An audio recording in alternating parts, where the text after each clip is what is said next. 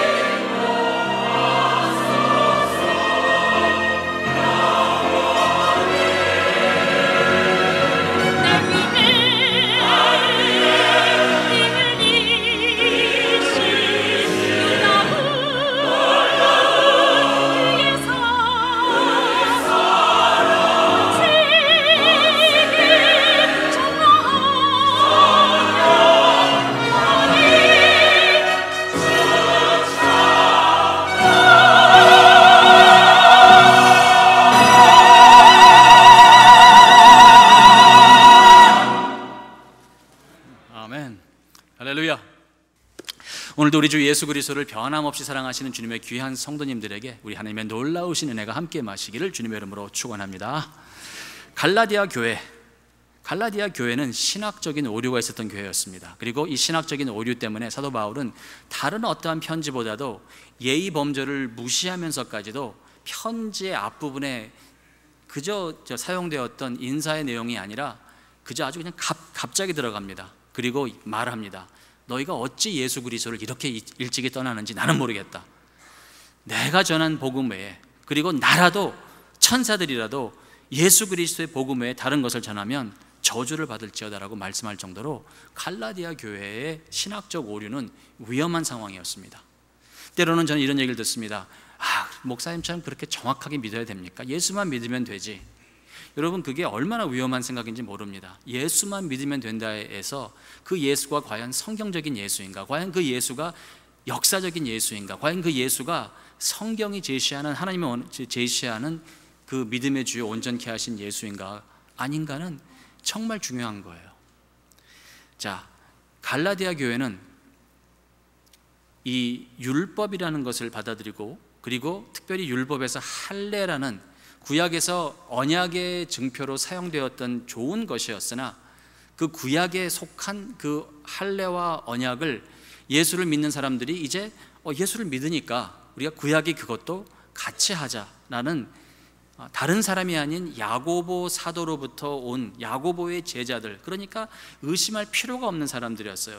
예루살렘으로부터 온 사람들이었고 교회 밖에서 온 어떤 이단의 모습을 탈을 쓰고 온 사람들이 아니라 야고보의 제자들의 이름으로 왔기 때문에 갈라디아에 있는 교인들은 그렇다, 맞다, 우리가 예수를 영접하고 예수를 받아들이는 것도 중요하지만 예수 그리스도의 언약의 공동체에서 우리가 이야기하는 이러한 규율도 지켜야 된다라고 그들은 생각했습니다. 좋은 것들이었으나 그들의 문제는 지난주에도 제가 말씀드렸지만 그것들을 구원의 전제 조건 삼았습니다. 구원의 전제 조건이라면 이것을 행함으로써 구원을 얻는다. 기독교지만 사실 이 신학적인 부분에 큰 오류가 있는, 마치 갈라디아 교회와 같은 카톨릭 교회에서는 뭐라고 얘기를 하냐면, 예수를 믿습니까? 네, 좋습니다. 예수를 믿고, 하지만 예수를 믿는 믿음으로 여러분들은 순종, 헌신, 봉사, 그런 헌신을 하셔야만 되는 것이고, 이러한 것을 했을 때 얻어지는 결과가 구원입니다라고 그들은 가르칩니다. 하지만 갈라디아서 그리고 사도 바울 그리고 하나님께서는 뭐라고 말씀하시냐면 아니다. 구원받는 믿음이라는 것은 믿음에다가 다른 어떠한 것을 더함으로 해서 구원을 얻는 어떠한 전제 조건이 아니라 구원의 전제 조건은 오직 예수다. 그리고 오직 예수를 믿을 때 우리는 구원을 얻는 것이고, 구원을 얻는, 참된 구원을 얻는 사람들은 놀랍게도 성령의 열매를 맺는 것이다 라고 우리에게 가르쳐 주시는 것입니다. 이 내용은 여러분과 제가 죽을 때까지 우리는 기억해야 되는 내용입니다. 왜? 너무도 쉽게 우리는 갈라디아의 오유에 빠지기 쉽습니다. 여러분, 다시 한번 여러분에게 여쭙습니다. 여러분에게 하나님이 주시는 것은 무엇입니까? 여러분이 어떤 친구랑 만나서 오래간만에 만난 친구인데 그 친구는 교회를 안 나갑니다. 근데 여러분은 여러분과 이제 그 친구가 만나서 막 수다 떨다가 근데 그 친구의 기차가 먼저 왔어요. 그 친구가 이제 기차를 타려고 하는데 여러분에게 야야야 너 교회 나가는데 한 가지만 묻자. 도대체 믿음이라는 게 뭐냐? 믿음 생활이라는 게 뭐냐? 그리고 구원받는다는 게 뭐냐? 나 질문이 많은데 누가 대답해 주는 사람이 없어. 여러분, 그 모든 질문의 대답은 한 가지입니다. 한마디로 기독교를 뭐라고 얘기하겠느냐? 한마디로 예수 그리스도의 구원을 뭐라고 얘기하겠느냐라는 그 질문에 여러분 어떻게 대답하시겠습니까? 앞으로는 이렇게 대답하셔야 돼요. 적어도 오늘 본문을 통해서 구원은 하나님의 자녀 되는 것이다. 구원은 하나님의 입양이다. 구원이라는 것은, 기독교라는 것은 다른 종교와 다르게 기독교에서 가르쳐주는 것은, 다른 종교에서는 이거는 이야기도 하지 않습니다.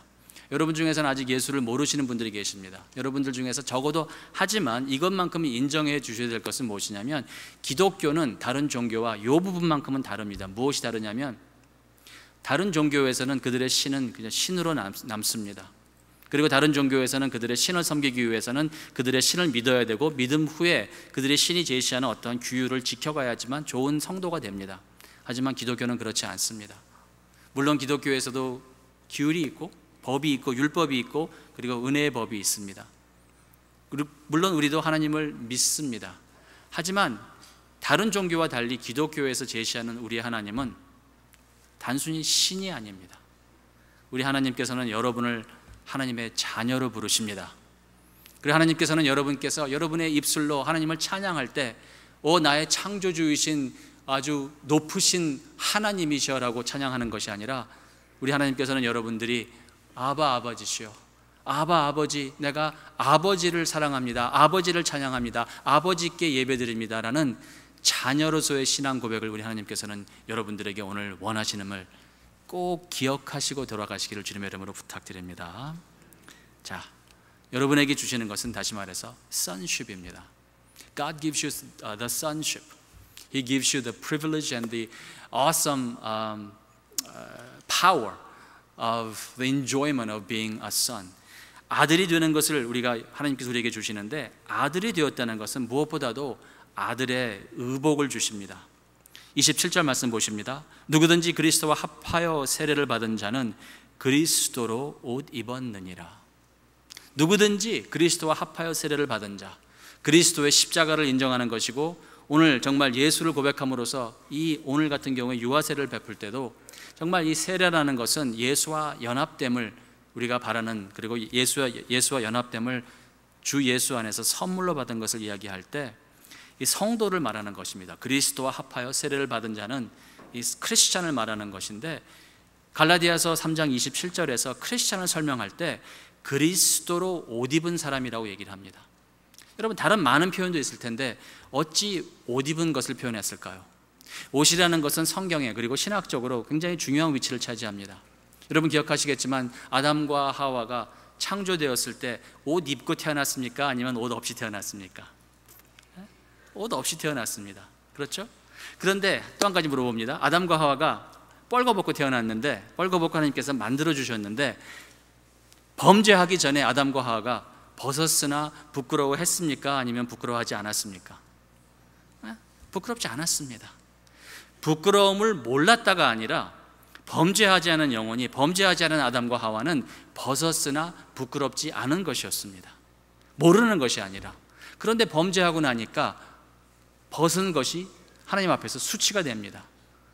그리고 인간의 종교인 스스로를 가리고자 하는 역할을 하고 또 뭘 하죠? 하나님의 임재하심을 피해서 도망다닙니다. 그런데 긍휼이 풍성하신 하나님께서 그들에게 가죽 옷을 입혀서 에덴 동산 밖으로 내보내시는데, 여러분 기억하시죠? 다시 말해서 옷이라는 것은 나름적으로 신학적으로 우리의 수치를 가리는 것을 말할 때, 여러분 예수 그리스도가 십자가에서 무슨 옷을 입으셨습니까? 아무것도 안 입으셨습니다. 예수 그리스도가 왜 십자가에서 아무것도 안 입으셨습니까?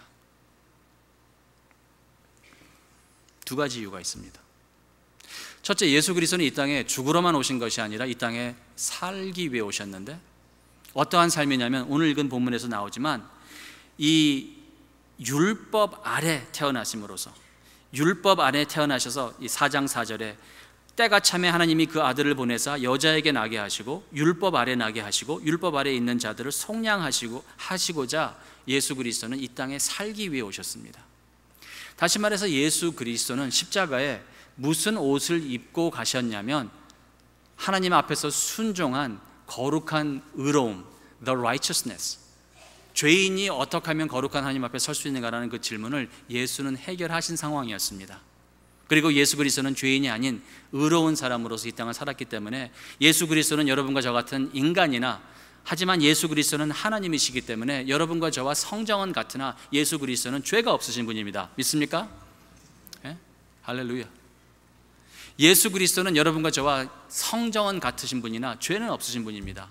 그렇기 때문에 예수 그리스도가 십자가에 가실 때는 무엇보다도 하나님 앞에서 떳떳함이 있었습니다. 예수 그리스도를 입는다는 것은 하나님 앞에서의 떳떳함을 말하는 건데, 예수님께서 십자가에서 그 떳떳함을 벗으셔서 여러분에게 주신 것입니다. 여러분 기억하십시오. 십자가는 구원의 가능성을 얘기를 하지 않습니다. 어떤 분들은 교회 안에서도 이렇게 생각을 하십니다. 십자가는 나를 구원하시고자 하는 하나님의 방법인데, 십자가는 나를 구원하시고자 하는 하나님의 가능성이다. 예수 그리스도가 십자가에서 나를 위해서 죽으셨고, 그래서 십자가에서 죽으신 것을 내가 믿어야만, 믿음의 결과로서 내가 구원을 얻는다는 소리를 내가 들었는데, 그렇기 때문에 내가 예수 그리스도가 십자가에서 이루신 것을 내가 믿을 때 내가 구원을 받는다. 그렇기 때문에 십자가는 구원의 가능성이다라고 생각하시는데, 그것은 약간의 오해입니다. 물론 예수를 믿을 때 우리가 구원받습니다. 맞습니다. 하지만 믿음으로 말미암아 구원받는다는 것은 우리가 믿기 전에는 우리가 거듭나지 못한다는 얘기는 아닙니다. 그리고 더 나아가서 우리가 예수를 믿었기 때문에 구원을 받는다는 것은, 예수님께서 십자가에서 죽으신 그것은 구원의 가능성만을 말씀하시는 것이 아닙니다. 복음이 왜 기쁜 소식이냐면, 십자가에서 예수님이 죽으신 것은 구원의 가능성, 구원의 그 possibility만 말하시는 것이 아니라 다 이루셨다라고 말씀하시는 예수님께서 십자가에서 구원을 이루십니다.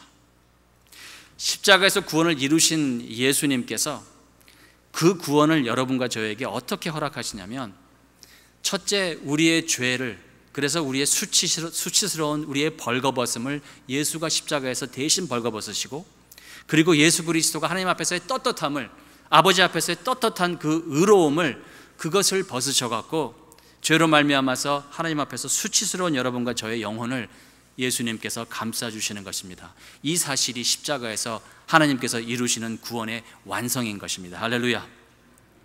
예수를 믿는 사람들은 십자가를 볼 때 나를 구원할 수 있는 가능성으로 보지 않고 나를 구원하시는 하나님의 구원의 완성으로 봐야 될 줄로 저는 믿습니다. 여러분, 오늘 특별히 예수를 입으시기를 주님의 이름으로 축원합니다. 마태복음 22장엔 이런 비유가 있습니다. 임금이 손을 보러 들어올세. 이 비유는 복음을, 그리고 하나님을 임금으로 표현하고, 그리고 복음에 초대받은, 그래서 이러한 눈에 보이는 이런 형상이 있는 교회의 모습을 이야기를 합니다. 이러한 모습이 있어서 이런 예배를 드릴 때 오늘도 손님처럼 오신 분들이 계세요. 그리고 이 자리에서 아직도 예수 그리스도를 영접하지 않고 기다리면서 어쩌면 이 자리에서 예복을 입지 않은 사람이 있다는 것을 이 비유는 말합니다. 임금이 손을 보러 들어올세. 거기서 예복을 입지 않은 한 사람을 보고 가로되, 친구여, 어찌하여 예복을 입지 않고 여기 들어왔느냐? 자, 저가 유구무원이거늘 임금이 사환들에게 말하되 이 수족을 결박하여, 그러니까 이 사람이 예복을 입지 않고 결혼식에 왔다는 것은 정죄받을 만한 잘못한 것이라는 것입니다.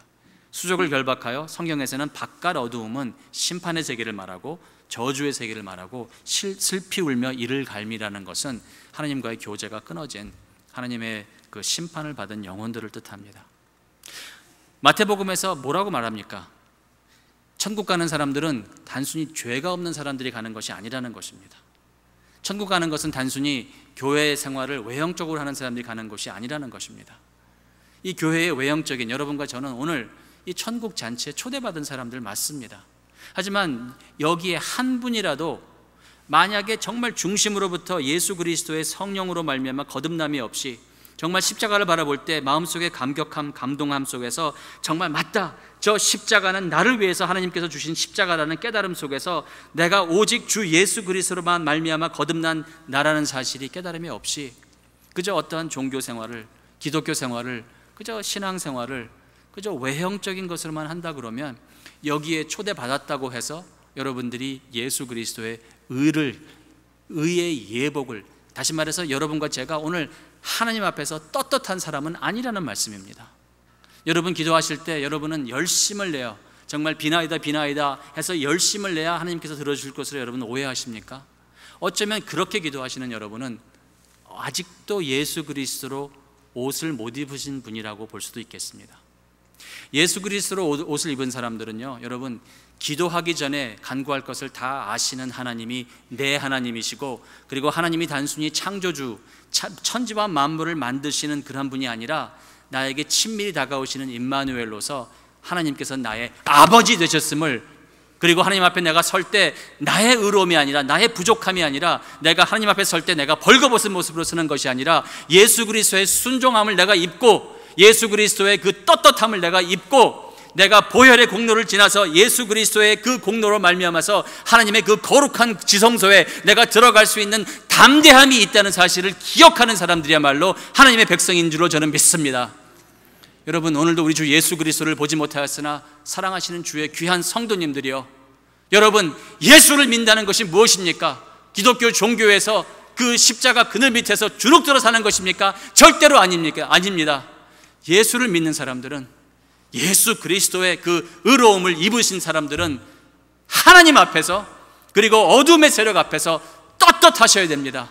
그 떳떳함이 그 예수를 믿음으로, 그 예수를 믿는 믿음에 나의 순종을 더했기 때문에 내가 떳떳해지는 것이 아니라 예수 그리스도의 그 순종은 완전하기 때문에, 그리고 완전한 순종은 믿음으로 받는 것이기 때문에 내 안에 있는 나의, 그리고 내 삶 속에서 내 손끝에서 묻어나는 나의 열심이 아니라 예수 그리스도의 열심이, 예수 그리스도의 순종이, 예수 그리스도의 헌신이, 예수 그리스도의 희생이, 예수 그리스도의 사랑이 믿음으로 내가 예수를 바라보면서 그 예수를, 그 그리스도를 내가 옷 입을 때 그것이 나의 것이 된다는 사실을 잊지 마시기를 주님의 이름으로 부탁드립니다.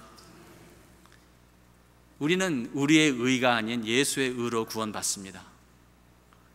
그런데 감사하게도 그 예수의 의가 예수를 부르는 사람들에게는 내 것이 되는 것입니다. 예수 그리스도로 옷 입으시기를 주님의 이름으로 축원합니다.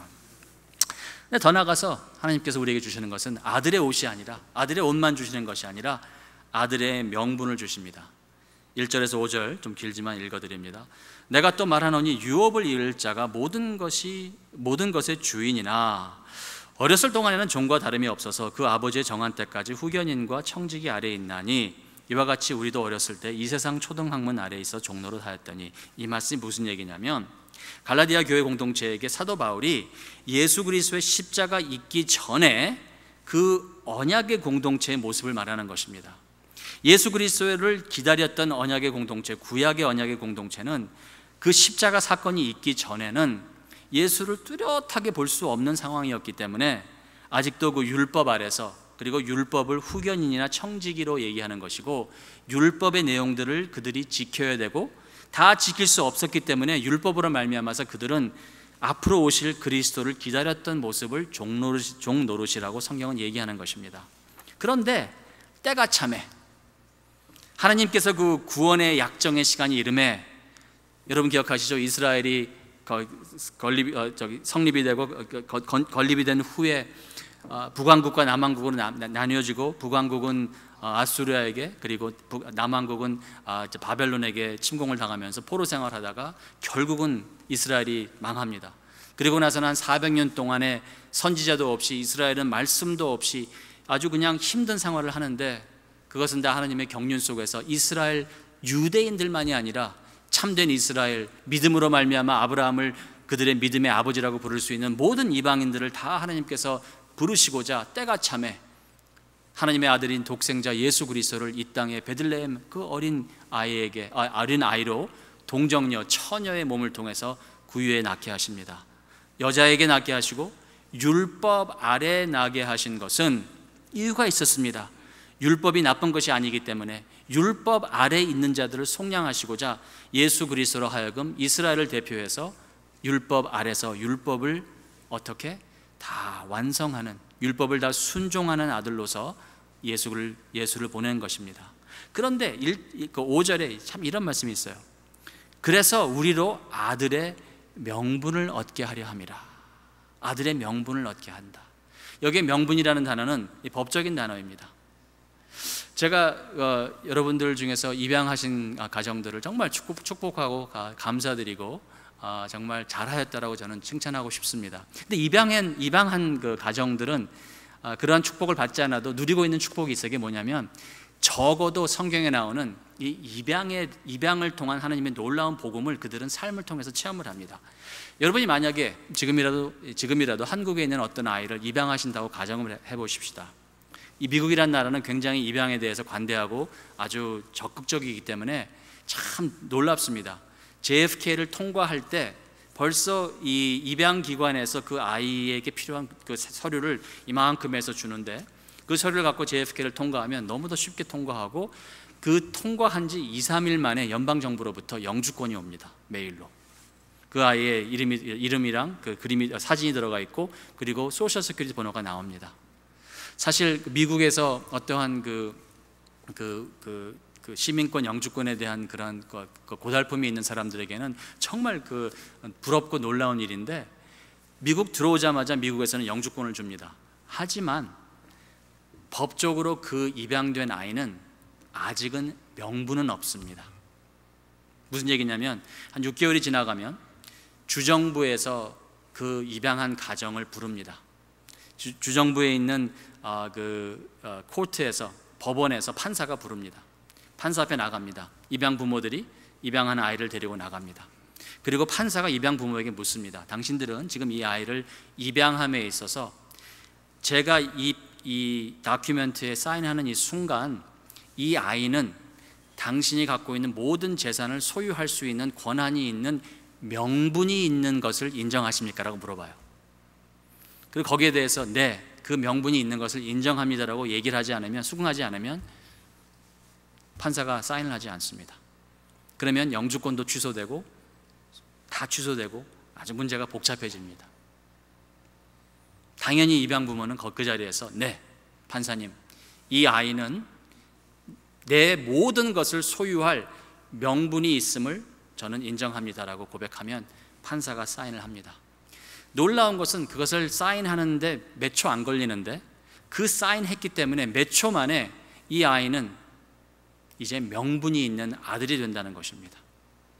그리고 명분이 있는 아들이 되어서 그 순간부터 이 아이는 그 부모가, 입양 부모가 갖고 있는 모든 재산을 소유할, 유업으로 얻을 권리가 있는 사람이 된다는 것입니다. 그리고 그 권리는 그 종이가 잃어버려진다고 해서, 영주권을 잃어버린다고 해서 여러분이 미국에 영주 못하는 건 아니지 않습니까? 여러분이 패스포트를 잃어버린다고 해서 그 대사관에 가서 여러분이 난 이 나라 시민인데, 어느 나라 시민인데 라고 얘기할 때 패스포트 없으면 인정 안 해줘, 그게 아니지 않습니까? 명분이라는 것은 놀랍습니다. 한번 종이로 사인이 되는 것이긴 하지만 한번 그것이 기록이 되면 그것은 변하지 않습니다. 여기서 명분이 있다는 것은 하나님께서 여러분을 택정하심에 있어서는 후회함이 없다는 말씀이고, 하나님께서 여러분을 이제 아들 삼으셨기 때문에 여러분은 어떻게? 그냥 정말 하나님에게 가서 빌어야 되는 것처럼, 하나님한테 가서 그냥 간구해야 되는 것처럼? 아니죠. 떳떳하게 네가 왜 왔니? 그러면 Hey, I'm your son. 나 하나님의 아들인데요. 내가 왜 너 같은 놈을 이 좋은 천국에 들어보내야 되겠냐 할 때 여러분 뭐라고 대답하시겠어요? 사실 제가 예수를 믿고 참 신앙생활 잘했어야 되는데 제 상황 속에서 제가 그러지 못한 점 선처해 주시길 바라나이다. 여러분 그럼 매 맞고 쫓겨납니다. 천국의 문 앞에서는 여러분 떳떳하셔야 됩니다. 그게 믿음입니다. 제가 우리 애들을 키워보니까요, 떳떳하기 하다 못해 뻔뻔해요. 가끔 제가 하는데, 사실 우리 아이 키운다는 얘기는 제가 쓸 때는 제 마음에 찔림이 있습니다. 우리 아내가 다 키웠기 때문에, 하나님이 다 키우셨는데, 우리 아내가 우리 아이들 키우는 걸 옆에서 지켜볼 때 제가 배운 게 몇 가지 있는데, 우리 아이들 뭐 이렇게 잘 자라면서 이렇게 뭐 치고받고 싸우는 스타일이 아니었는데, 간혹 가다가 좀 집에서 야단 맞는 일이 있었어요. 야단 맞고 그래서 이제 그 야단 쳐갖고 이제 방에 들어가고 그러면 이제 거기서 이제 자숙자게 해야 되는 그런 모습을 보여야 되는데, 이놈들이 신기하게도 배가 고프면은 나오지 말라고 그랬는데도 기어 나옵니다. 그리고는 분명히 얼마 전에 방금 전에 야단 맞을 때는 정말 자숙자게 하는 모습으로 그냥 정말 땅 밑에도 들어가야 될 것 같은 그러한 겸허한 모습을 보이던 놈들이 배고플 때 되면은 권리 주장을 합니다. 배고플 때 되면은 Mommy, I'm hungry. 밥 언제 줄 거야? 라고 하면서 떳떳하게 나옵니다. 여러분 기도 생활 하실 때 그냥 비나이다. 내가 요즘 신앙생활 하는데 예배 드릴 때는 좋지만 제가 세상에 나가서는 빛과 소금의 역할을 잘 못하고 있습니다. 하나님 다 아세요, 여러분. 하나님께서는 여러분이 간구하시기 전에 여러분이 필요한 모든 것을 아십니다. 그리고 하나님께서는 여러분을 십자가에서 여러분을 구원하실 때 여러분이 신앙생활을 잘할 것 같은 가능성을 다른 사람보다 더 많이 보여주셔서 택하신 것이 아니십니다. 하나님이 여러분을 택정하심에 있어서는 그 구원의 어떤 조건은 여러분에게는 존재하지 않습니다. 하나님이 여러분을 택정하심은 맞습니다. 하지만 그 택정하심의 그 구원의 전제 조건은 오직 하나님에게 있음을 다시 한번 말씀해 드립니다. 그리고 예수 그리스도는 십자가에서 쫀쫀하게 여러분이 회개해야만 용서해 주는, 여러분의 과거에 또 현재에 여러분의 머릿속에서 기억나면서 하나님 앞에 가서 많이 빌어야 용서해 주는, 그래 그 정도면 내가 용서해 줄게 하는 분이 아니십니다. 우리 하나님을 격하시키지 마십시다. 우리 하나님을 비하시키지 마십시다. 우리 하나님의 용서하심을 깎아내리지 마십시다. 하나님은 원수를 사랑하시는 분이십니다. 하나님은 여러분과 제가 신앙생활 잘못하는 것 다 아십니다. 전지전능하신 분이시기 때문에. 그래서 십자가에서 죽으시는 것입니다. 여러분의 과거와 현재와 그리고 우리는 꿈도 꿔보지 못한 우리의 미래의 죄도 예수 그리스도는 2000년 전에 다 십자가에서 다 치르셨음을 믿으시기를 주님의 이름으로 부탁드립니다. 예수 그리스도의 구원하시면 후회가 없습니다. 용서하시면 여러분 후회가 없습니다. 이사야서는 이렇게 얘기를 합니다. 야곱아, 너를 창조하신 여호와께서 이제 말씀하시느니라. 이스라엘아, 너를 조성하신 자가 이제 말씀하시느니라. 너는 두려워 말라. 하나님을 두려워하지 말고, 그리고 현재를 두려워하지 말고 미래를 두려워하지 말라. 왜? 내가 너를 구속하였고 내가 너를 지명하여 불렀나니. 오차가 없다는 거예요. 하나님, 저랑 동명이인이 저쪽에 있는데 저는 김모모 권사 A인데 혹시 김모모 권사 B 부르신 거 아닙니까? 아니죠. 하나님이 여러분을 어떻게 지명하여 부르셨나니. 뭐라고 그러십니까? 하나님은 너는 내 것이라. 여러분 한번 외치십시다. 나는 하나님의 것이다. 나는 믿습니까? 여러분 힘드시죠? 가끔. 아니면 어쩌면 자주. 저도 예전에 81년도 대학교 2학년 때, 그때 무슨 이유인지 모르겠는데, 물론 뭐 죄인이었고 구원에 대한 확신 그런 것이 흔들릴 시기인데, 대학생 때 죄책감에 좀 시달리고 있었어요.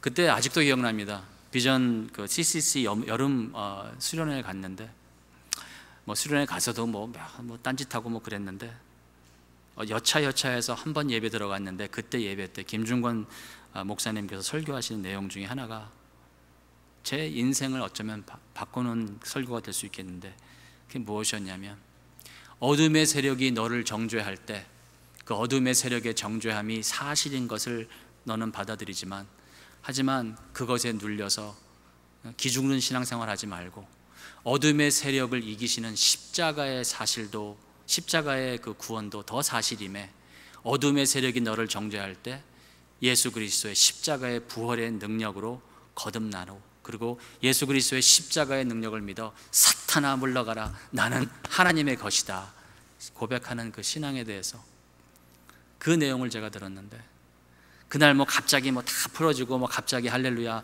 뭐 된 거는 아니지만 그때 무엇인가 제대로 코스를 받은 것은 사실인 것 같습니다. 여러분 힘드실 때 그리고 여러분이 신앙생활 잘못하셔서 성경을 못 읽으시고 기도를 못하시고 예배 참석에 제대로 못하실 때 여러분 어둠의 세력이 여러분을 정죄하는 내용은 사실일 수 있겠으나 하지만 그것보다 더 큰 사실이 있습니다. 그것은 무엇이냐면 하나님께서 그런 여러분을 사랑하셔서 그런 여러분이 아직도 예수 그리스도를 모르고 여러분이 원래 본질상 진노의 자녀였을 때 더 큰 사실은 하나님이 여러분을 사랑하시사 십자가에서 여러분이 물어도 안 보셨는데 여러분을 사랑하시사 죽으셨다는 사실이 더 큰 사실입니다. 이사야서 43장 야곱아 너를 창조하신 여호와께서 하실 때 야곱 대신 여러분의 이름을 넣으시고 이스라엘 대신에 여러분 이름을 넣으셔서 아무개야 너를 창조하신 여호와께서 이제 말씀하시느니라 아무개야 너를 조성하신 자가 이제 말씀하시느니라 너는 하나님도 두려워하지 말고 세상도 두려워하지 말아라. 왜? 내가 너를 구속하였고 내가 너를 지명하여 불렀나니 너는 내 것이라. 이 복음의 말씀을 여러분의 것으로 받아가시는 믿음의 사람 되시기를 주님의 이름으로 축원합니다. 마지막으로 6절에 짧게 할게요. 너희가 아들인 거로 하나님이 그 아들의 영을 우리 마음 가운데 보내사 아바 아버지라 부르게 하셨느니라. 아들인 고로, 여기서 아들인 고라는 것은 무엇이냐면 명분상 합법적으로 여러분과 제가 아들이 되었다는 것을 말합니다. 합법적으로 아들이 된 사람들은 여러분과 저는 사실 그 아들 된 것에 대한 어떤 감정이 없을 수 있어요. 당연하죠. 입양됐다고 해서 바로 그때 그것이 깨달아지는 것이 아니니까. 그래서 하나님께서 하시는 것이 무엇이냐면 그 아들의 영을 우리 마음 가운데 보내사 우리로 하여금 하나님을 이제는 아바 아버지라 부르게 하십니다. 이게 어떤 내용이냐면 이렇습니다. 제가 여러분 믿기 어려우시겠지만 집에서 제 아내에게 이렇게 잘 도와주고 우리 아내를 편하게 해주는 그런 남자가 아닙니다. 놀라셨죠? 네. 그래서 사실 제 아내를 지난 30년 제가 올해 결혼 기념인데요. 그리고 아내랑 데이트한 거 5년 더 하면 35년을 알았는데 사실 제가 항상 제 아내한테 미안하다, 어쩌다가 나 같은 남자를 만나갖고 이렇게 살아갔냐고 제가 얘기를 하는데 뭐 요즘도 제가 보면 제 아내가 이제 그 집안일 하고 또 목사 사모로서 그리고 하나님의 귀한 딸로서 살아가는데 많은 보탬이 못 된다는 사실을 알아요. 근데 여러분 제가 우리 아내에게 정말 떳떳한 그런 남편으로서 정말 좋은 남편으로서의 삶을 못 산다고 해서 합법적으로 제가 그 남편이 아닌 것은 아니지 않습니까? 네? 네? 법적으로 우리 마누라는 도망갈 수가 없는 게 합법적으로 저분은 제 아내거든요. 그런데 제가 어떻게 합법적으로 당신은 내 마누라니까 나랑 같이 살아야 되고 이렇게 한 지붕 밑에 살아야 되는 그런 필요가 있다, 나는 내 남편, 당신의 남편으로 권리가 있다 말씀할 수 있겠습니까? 아니죠. 좀 생뚱맞게 굴 때, 좀 차갑게 내가 행동했을 때, 그 후에 그리고 아내의 상황을 잘 생각하지 못하고 내가 언행을 했을 때 나중에 미안하다고 꽃다발이라도, 그리고 미안하다고 어떤 그런 삶의 조그만 표현이라도 그렇게 하면서 손이라도 꼭 잡아주면서 요즘 한국에서 좋아하는 뭐 백허그라도 해주면서 할 때 그때 제가 더 남편이 됩니까? 아니죠. 제가 더 합법적으로 남편이 됩니까? 아니죠.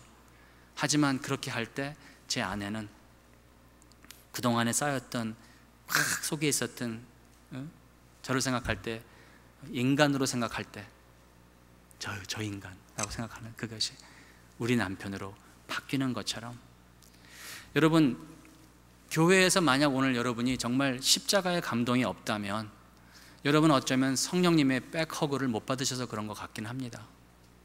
성령이 여러분의 삶 속에 임재한다는 것이 무엇인 줄 아십니까?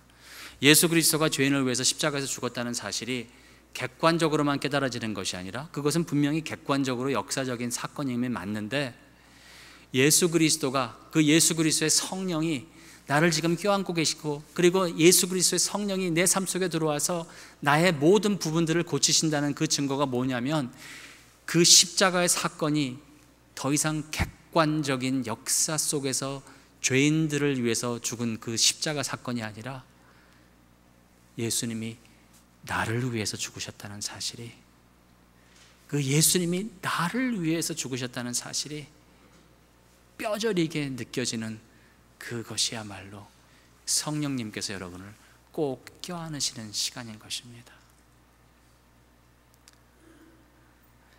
신앙생활 여러분 오랫동안 하시면서 때로는 여러분이 아십니까? 하나님이 성령으로 여러분에게 다가오셔서 여러분을 꼭 껴안으시려고 하는데 여러분은 뻘쭘하다는 사실을, 오늘 예배 후에, 설교 후에 우리가 부르는 찬양이 있습니다. 좀 현대식 찬양을 골랐는데, 그 찬양 부르실 때 말씀의 영이 여러분에게 임하시면서 여러분을 부둥켜 안으시는 성령님의 임재하심을 체험하시는 예배가 되시기를 주님의 이름으로 축원합니다. 그리고 그 성령님을 체험하시기 위해서 여러분 말씀을 붙잡으시고 십자가를 붙잡으셔야 됩니다. 체험을 원하는 사람들은요, 체험도 못하고 체험도 잃어버리고 예수도 잃어버립니다. 그런데 말씀을 원하는 사람들은 말씀도 얻고 예수도 얻고 체험도 얻습니다. 예수를 얻으면 체험은 따라옵니다. 오늘도 우리 주 예수 그리스도를 보지 못하였으나 사랑하시는 주님의 귀한 성도님들이요, 예수 그리스도의 보혈이 얼룩진 그 십자가를 다음 찬양 부르실 때 여러분 믿음의 눈으로서 바라보시면서 믿음의 마음을 여시고 그 예수 그리스도의 십자가를 부둥켜 안으시면서 아바 아버지, 주 예수님 사랑합니다 마음속으로 고백하시면서 성령님의 여러분을 꼭 껴안으심을 여러분도 같이 껴안으시는 주의 백성 되시기를 주님의 이름으로 축원합니다.